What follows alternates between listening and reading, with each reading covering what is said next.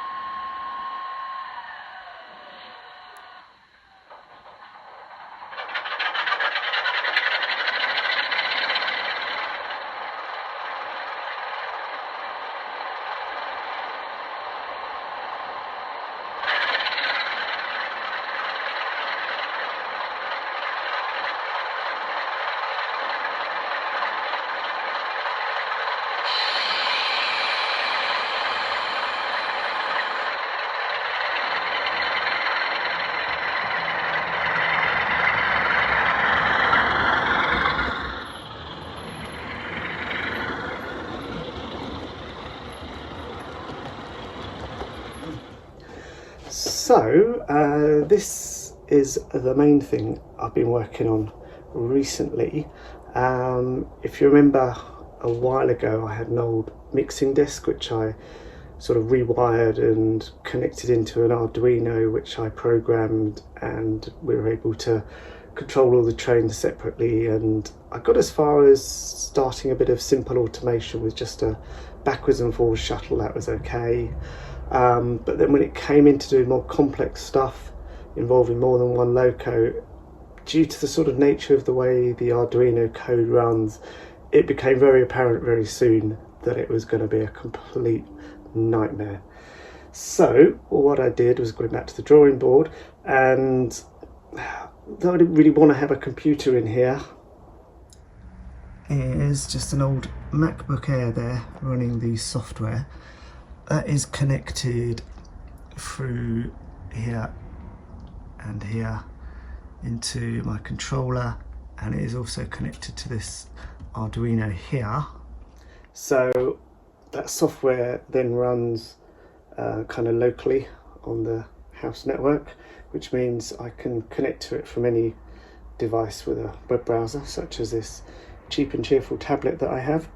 And you'll see on here we've got some different options for controlling, setting up locos, setting up the automation blocks, setting up the automation sequences and the actions that they do. But let's just go into the control from. So if I bump him up, you'll see he's on the move, and then I'll just slow him down again. got another one lurking over there in the background, so we could bring him round like so, into position.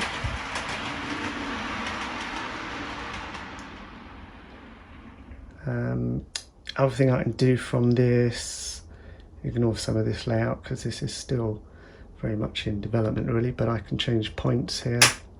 So those.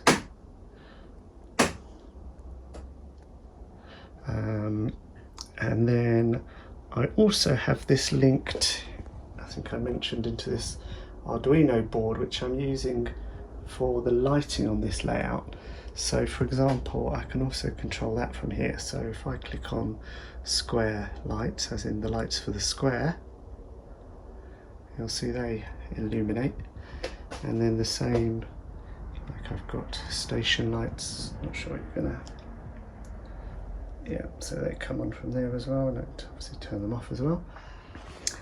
Yeah, so the other thing I've got on here is these yellow ones. These are automation sequences. So what I'll do is I'll just get that one going, but before we do, just take a note of the time, 21:16. Training outstanding at platform 1 is the 21:17 service to Newton Haven, calling at Newton Haven only.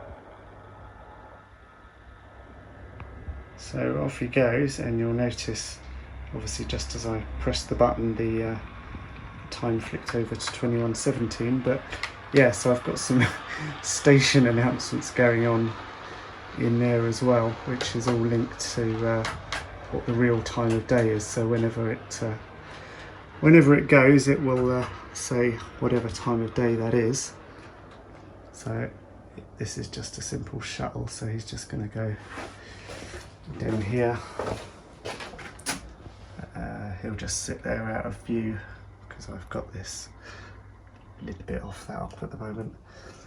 He'll wait there for about 10 seconds and then make his way back up again. And of course we can have more than one, we can have different ones going together.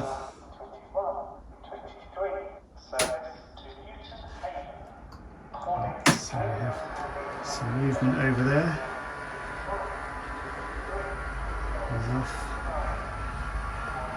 They're off.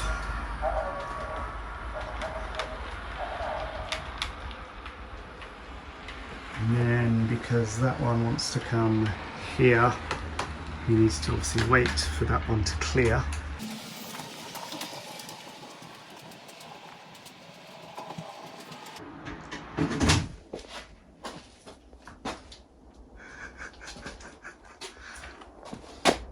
Oops. Who forgot to put the hatch down? Right, let's try that again, shall we? 1, 2, 3.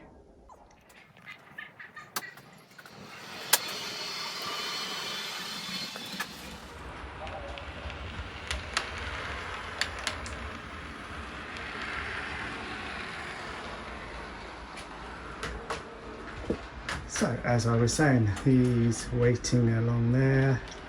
He's wanting to come into the platform here. He's just waiting for that other one there to clear out the way, which he should have done by now. So any second now this one should get underway again. Like so.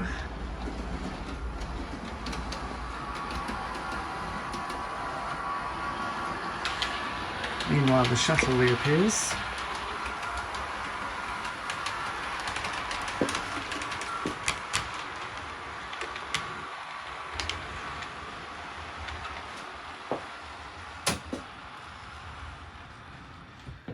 And so on and so forth. So what I'm going to do, I think, is, because I know, automation isn't everyone's bag, I'm going to do a sort of special on this whole thing.